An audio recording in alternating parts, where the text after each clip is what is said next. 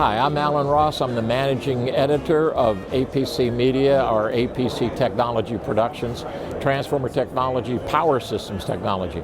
We are here at the RE Plus 2023 event in Las Vegas. This thing is huge. It seems like the battery storage people have come here. So we've got wind, solar, battery storage, and everything in between. But hope you enjoy these interviews. I love interviewing the technology of the future, and enjoy. My next guest is someone I love, Bert Wank. Thank you for joining me. He is the founder and CEO of Infinirel. One of the things that we've got in common is our love for reliable, safe systems. But tell me a little bit about your background, how you got involved in the industry, how you came to start and now operate Infinirel. Thank you, Alan. Well, Infinirel has reliability caked into the name. Yeah, I would say so. Yeah. For a reason, that's our mission. The turning point was when I saw Dan Ton, the head of the Department of Energy, in 2008 present in Europe, saying that 59% of all unexpected maintenance costs is due to inverter failures. That was a spark. I said, that problem needs to be fixed. That was a long time ago. Today, the industry actually suffers from even greater loss of reliability. And that's not natural to think. You always think about an improvement. Yeah. But the key is that the cost has been decreasing over the last decade by 85-90% across the supply chain of solar, which is great, lower cost, but also reduces profit margins. And the first thing that goes is quality and assurance. Yeah. And now Infinirel comes to life as we have a prescriptive prognostics technology, like an EKG for the heart. Just the heart is the heart of the solar or battery energy power plant. And therefore we can bring reliability back to the forefront by anticipating issues with reliability and then intervene in time. So I want to stay away from Infinirel a little bit. We're going to come back into it. I want to talk from a thought leadership standpoint, because you made an interesting comment. What you do is, you said battery and solar. It seems like this event is really where solar and battery and storage have come together like never before. Almost to the point, it's a tipping point. It's never going to be the same. I've seen more storage people upstairs in the second floor than I've ever seen. Big people, big players, and even the smaller players. So that creates other problems, right? Now you've got connectivity problems, you've got things like that. But talk a little bit about your journey, because as you say that there was a degradation of reliability as costs came down. Talk a little bit about the journey in the power industry, either from any points, consumer point to the utility point. Talk about that journey, because that's a pretty remarkable statement. As the costs went down, the reliability went down. Why was that? Let me just give you examples that I personally experienced. Back in 2012, we were starting the company. We're exchanged info with the stakeholders, inverter manufacturers. And I remember back then Satcon was the biggest poster child for inverters, made in America.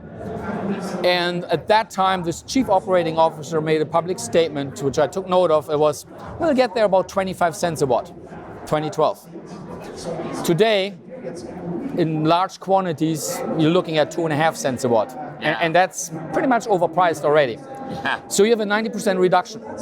Operating a business where your pricing is cut by 90% is a gigantic challenge. So where do you cut? So you look at components, you look at automation, manufacturing, streamlining. As volume goes up, economies of scale help. But then 90% is a very big chunk. So what has happened? Next to the cost of the equipment and the throwing a margin, which means cutting costs, and unfortunately, Q&A is one of the first things that goes. Our team member was working at inverter manufacturers. He knows the inside story very well. And then on top of that, it's a bad scissor that closes, as you now have warranty costs, replacement costs. And they're line item, but it's a very thin line item. And the cost of warranty is a multiple times higher than expected. So who's paying for that? First 5 years, the manufacturer pays, and that actually is one of the issues manufacturers deal with today. When you look at the decade, we had about 10 utility scale, large containerized inverter manufacturers a decade ago. You know how many are left? A minute. One. Well, one from the original caterer. Okay. There's one company that seems to still dabble in the market, not really market share, and there's one company I noticed actually last REI that pivoted from a powertrain inverter manufacturer to inverter manufacturer. So I wish them well. I'm super stoked to have the opportunity to help them actually with our prognostics technology if they so choose to collaborate.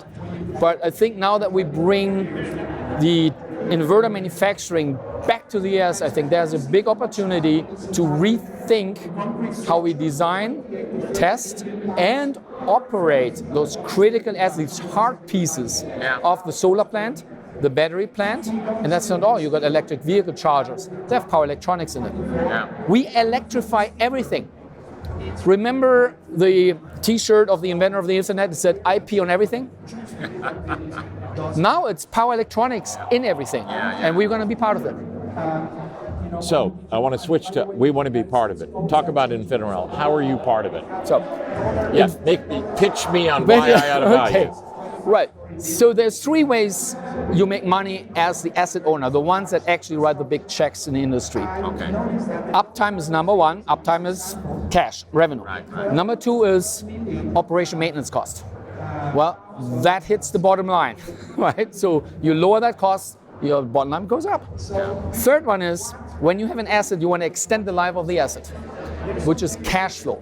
And Infinirel addresses all three ways you make money by having a prescriptive diagnostic tool that's at the fingertips of the asset manager all the way down to the operation maintenance team that actually has the information what to replace in the inverter inside before it fails. Okay. That means higher uptime, lower O&M cost, and by anticipating failures, we can advise through our data that the best course of action to extend the life of the asset is not to run at 100%, run at 90 or 80%, depending on what the data is actually telling us. And that's how we address the total cost of long-term ownership for the plant owners. Do you run into a problem with the utilities? Because utilities, number one, they get rate increases by buying assets, right? They don't get rate increases by doing good O&M and keeping those products. So there is an innate thing about, keep the cost of operating and maintenance, because if the doggone thing fails, we get to buy another one and the ratepayers have to pay for it, right? So there's almost a counterintuitive to what you're saying. I can see them going, I don't know, that making assets last longer is not going to help us because we got to go back to the Public Service Commission, bunch of politicians, right, to get a rate increase. Yeah, and that's, I think, very counterproductive to where we need to go. The good thing for our business model is that we're not selling directly to utility. Okay, good. Okay, that's a good one thing. way to I avoid want it. to stay away, Wouldn't you, 1 degree away from. Wouldn't you wish that they would do it right, but they're not doing it right? That actually was requiring us as the industry to come together and says, okay, what really makes sense, right? If we want to build better, personally, my belief is the way of the resilient energy future is going to be the same way the telecom industry has transformed with high reliability from a landline-based system to a cell phone system. Distributed energy, community microgrids are the cell-based infrastructure. Personally, I would support that greatly. The utilities have vetoed that in the leader position of California with policy. All four utilities have said, no, we don't want to have that micro-utility proposal life, which I think is a step backwards. Yeah, it is. It is. So we're going to close up here.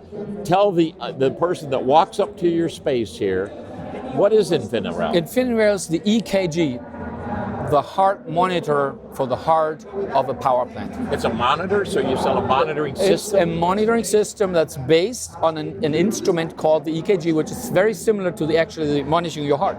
You do call it the EKG? It is the energy cardiograph. Why? I love that. Because we literally measure the heart pulse. It beats just a few thousand times a second, not one time a second, with the inverter. If it stops pumping clean electrons, if it stops, you have a heart attack.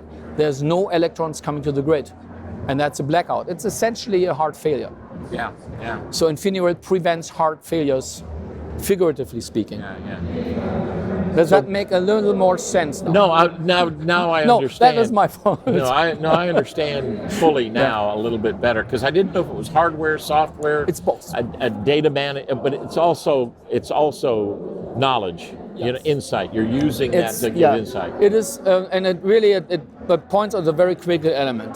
The value is extracted by software. Yeah. But as there's so much AI going on, I ask the question, where's your data coming from? Like there's so much data, but when it comes to reliability of electronics, there's nothing. Yeah. There's nothing that's relevant. That's why we had to develop the EKG to offer up us its unique proprietary data that we use internally to do the prescriptive analytics, which means not only predict the failure, but tell them what to replace and at which time frame before literally the inverter may blow up. Excellent. Bert, it has been a delight. Wonderful. Thank you for the interview. A great pleasure. Thank you for having me back again. And I think this is a great time for the industry to Excellent. Good. accelerate. We've reached that inflection point. Exactly.